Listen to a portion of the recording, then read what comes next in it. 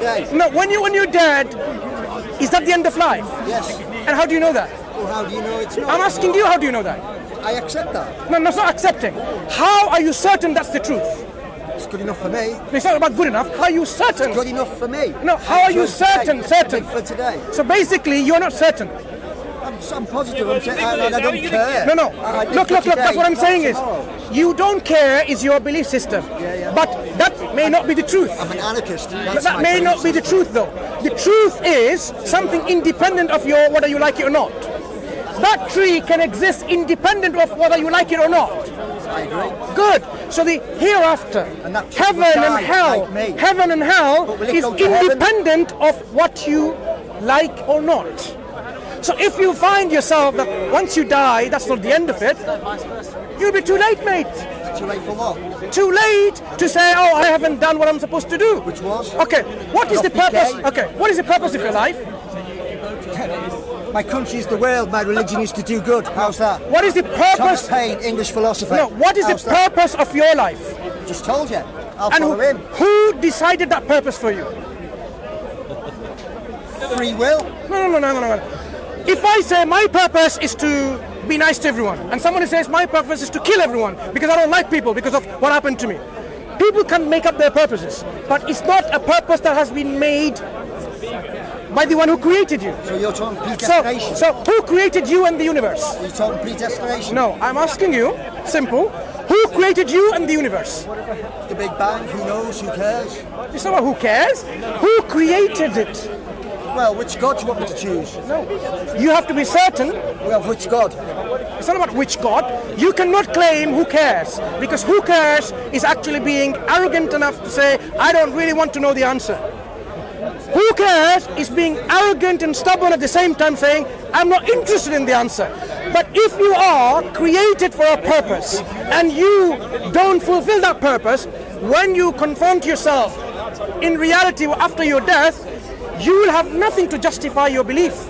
And how about Neolithic You'll be in a man? mess. How about Neolithic man? No, you'll be in a mess. Were they Muslims? Wait, slow down. Slow down. 350,000 years. Wait. Must have been like Homo erectus before that. Look. We were, So now you are now coming up with some support from these evolutionary models, right? That's what you're saying. Where did matter come from? Who created matter? Matter cannot create by itself. Imagine matter created by itself when it was nothing. While it was nothing, it created itself. It makes no sense. You are an intelligent person, and you should very well know that something cannot create itself while it was nothing. So this matter that is all around giving you pleasures, where did it come from? We say it was created, originated by a creator for a purpose. We just need to use our mind, our intellect, and our common sense, which seek said, common sense. Correct. Men, will they all be in heaven then? Even though that was these Neolithic men, what do you know about them? How do you know about them? Well, fossils. No. What you have is remains of certain teeth or a bone here and bone there. So you don't believe in dinosaurs, basically? Dinosaurs didn't walk the earth. Slow down. Dinosaurs or any other creation, these are creations of God. Human beings, in whatever form they were, in your belief in early system, creations of God. Every creation, God has created for a purpose. Human beings specifically, with the intellect and intelligence and rationality, to make the distinction between right and wrong and truth and falsehood, has been created with a specific purpose to worship God, thank God, glorifying God, and acknowledge Him. And when was that created? When did that happen? Hundreds and thousands of years ago, perhaps. So why doesn't Islam go right back then? No, Islam was there with the first man. To the cavemen and so on. No, you're again getting it caveman. Caveman? Yeah. How do you know what cavemen did? You have to have some remnants of their well, we see intellectual. Good. So that means even if you have an individual which you think is like a caveman, they had the capacity to express themselves, meaning what? They had the intellect. If they had the intellect, they would have the guidance from God to worship God. Simple. Do you think Islam was there from the first man? Islam was there with the first man. First man had Islam, and his progenies continued this message. People forget, and this message continued. Okay, what is Islam? Islam is a man-made kind of system for That's what. creating rules. wealth like every other bloody religion. No. Creating wealth. That's the problem you think. You know what Islam gives you wealth? It tells you what, you know what? Be charitable. Give your surplus wealth to the poor. That's making money, right? Islam says do not take interest. Is that making money? Islam says if you have a land that you don't cultivate, the state takes it away from you and give it to someone who can use it and utilize it. And Islam says, look, you cannot exploit others in your business and transaction. Be just even if it's against you. That's making wealth. Okay. So, if You have really misunderstood my friend Islam. Perhaps, maybe. You My march friend. under- you march When under- was I disputing science? You march under the crescent moon then. So basically, Wait. well, Islam marches under the crescent moon. Yeah. Well, on their flag they've got moons. Listen. So This is what's where. that about? Let me explain to you first. Islam doesn't worship a moon or the sun. why- In the Quran. Why have the moon on the flag? I'm going to explain to you. In the Quran, just to lay down the scene first, it tells us very clearly in the Quran, do not worship the sun or the moon, but worship the one who created them both. Worship God who created them both. So don't worship anything of the creation. Why on your flags, on your banners throughout answering. Islam, do they have the moon, the crescent moon? I'm So answering. That's why. I am answering, Yeah. right? There are many Muslim countries. Yeah. Are you saying all Muslim countries in their flag has a moon? Well, many do, and it's quite. Wait. standard, isn't it?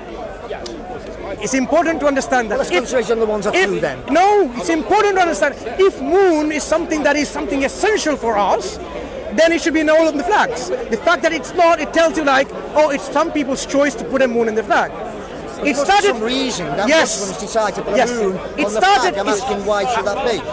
Maybe You've believe asked in the man me. in the moon, I don't know. You've asked me 3 times already when I'm about to answer. Go on. Right, thank you. It started with when, in early times, when Islam was expanding. The way when it's opening up new lands, so it didn't just destroy the places of worship as it opened the lands. For example, say Islam went to Egypt, and there were a lot of Coptic Christians. Did it just go and demolish all churches? No. What did the churches have? The churches had a cross, a crucifix. Okay? So how do you not demolish a building, but still make it a place of worship for the Muslims, but identify that it's not a church? You remove this cross and put something symbolic that they know that it is not a Christian place of worship. So Why not a star? Why not a rainbow? Why not? look, Why a moon? Is I what am I'm saying. telling you, it's been patient enough. We go by our monthly calendars, by the lunar calendar. You know, England here, or everywhere in the world, they follow the Gregorian calendar, okay, which is based on the sun, movement of the sun, isn't it? The solar calendar. Islamic months, the system of counting months and days and years, is based on a lunar calendar. So they took the symbol of the moon to say, okay, this is the symbol that we're going to use when we go put places of our worship, so people know that this is an Islamic place of worship. They could have put a symbol of anything. You know what? Imagine they put a symbol of a heart. That would and then some people later may still question, why they put a symbol of a heart? Why not a whatever, right? You can always question it. It was the Ottomans who started it originally, and it was a decoration symbol, and it wasn't even considered a religious symbol until Westerners started saying, oh, Muslims have got crescents above their buildings, and then more and more buildings started having it when Westerners started looking at it as a symbol of Islam, as the crescent. The flag of Islam, unfortunately, has been robbed from the Muslims now. Do you know the flag that ISIS uses? ISIS, this black terrorist flag, group. isn't it? No, No know what? moons on that. No, there's no moon in it. Or hearts. No, there's no moon. But what does it say? There is an Arabic writing says, La ilaha illallah, wa la ilaha illallah Muhammad Rasulullah. There is no God worthy of worship except Allah, and Muhammad is a messenger of God. That is the flag of Islam. That is the flag that early Muslims, when they went and conquered and opened up other land, that's the flag they used. No sun or moon or a heart, but this statement, La ilaha illallah. Okay? That is our flag. So when people put the moon thing like this, it's just initially, as my brother said rightly, the Ottomans' endeavor to distinguish the places of worship, that this is not Christian or pagan, but the Muslims. Okay, final thing then. In conclusion, the ultimate for you would be one world with one religion. All right? Well, I just say to you, one religion in this world is tyranny. Two religions in this world is civil war. 3+ religions, welcome to fucking merry England.